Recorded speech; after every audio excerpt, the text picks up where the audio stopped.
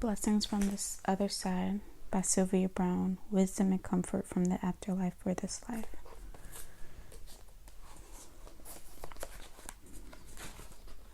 Page 22.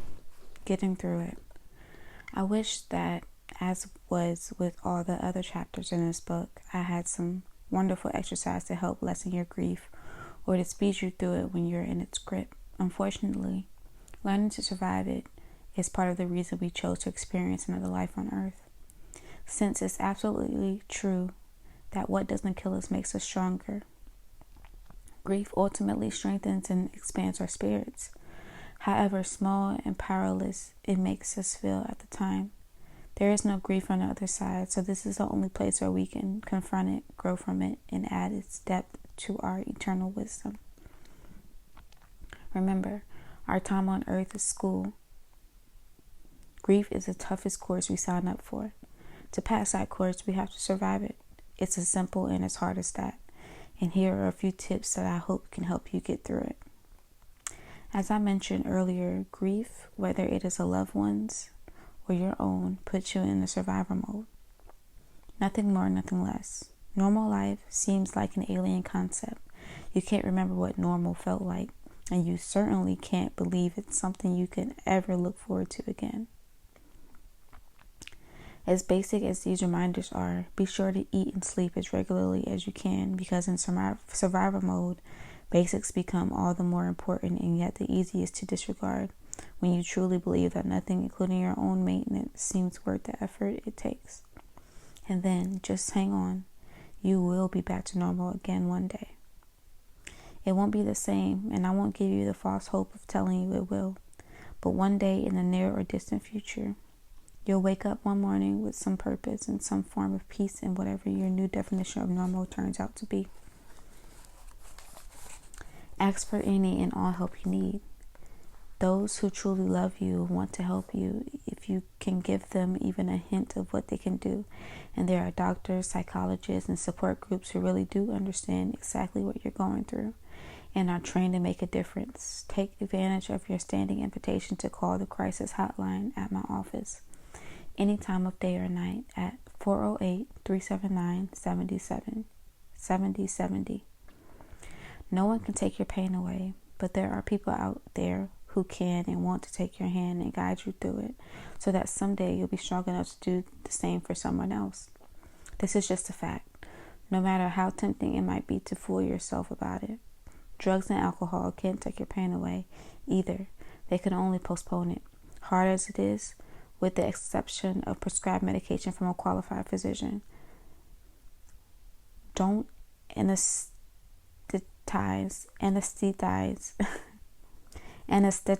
your grief. Feel it, endure it, and get it over with. Artificially putting it off gives grief the power to jump out and take you down when you least expect it. And an emotion that's strong, hidden in denial, and buried in the body is guaranteed to take a horrifying toll on your physical health if you don't let yourself fully experience it at the time it hits. Every single day, put out the most effort you can possibly muster. Don't wait until you feel like it, because very probably you're not going to feel like it for quite a while. The truth is, the more you can gently push yourself, the more quickly your healing is likely to begin. I recommend going back to work as soon as possible. If work is too much to handle, settle for something as basic as getting out of bed and getting dressed. There would be mornings when even that would seem like an overwhelming, pointless chore. But it will send a message to your body that you're still alive and functioning, and your mind will catch up with that message when it can. Be more selective than you've ever been about who and what is around you. Even the most subtle negativity is unacceptable now, from people, reading material, television, or anything else in your environment. This is a time to take the loud and clear position, be supportive, or stay away from me. Embrace everyone and everything that is positive, supportive, and spiritually nourishing. Read every word of comfort you can find and ask your friends to pray for you and with you. Don't be discouraged if you feel as if it's not doing any good or making any immediate difference. One extraordinary fact about grief that you'll only discover when you're emerging from its darkness is that it truly does expand the soul. Your capacity to give and accept love deepens as you heal. You absorb more hope, comfort, and truth about your divine, eternal connection to God than you'll probably recognize while you're grieving. But the day will come when you look back and marvel at how much closer you've grown to Him, just from the sheer strength it took to survive this unspeakable pain. Hard as it is to believe, whatever event triggered your grief is an event you charted to confront before you came here. The rest of that isn't, so stop complaining you asked for this. The rest of that thought is the very important point that in the larger view of your life, in the lives of those you're sharing it with, there was and is a greater purpose to this loss than you can possibly see from the temporary abyss of your grief. So hang on. Precisely because you charted it, there is a result around the corner that you'll definitely want to be around to witness.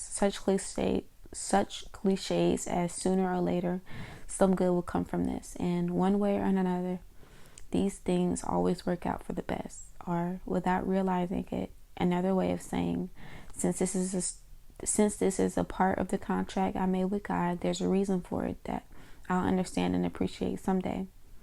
Finally, if there's anything you feel was left unsaid and undone between you and a loved one who's gone, say it and do it now. I swear to you from the bottom of my heart that they're around you. They'll hear you and they're watching over you and loving you with their infinite understanding of the other side until the day you step into their arms as they joyfully welcome you home. Thank you so much, guys. This is the Tastiest Tarot, signing off.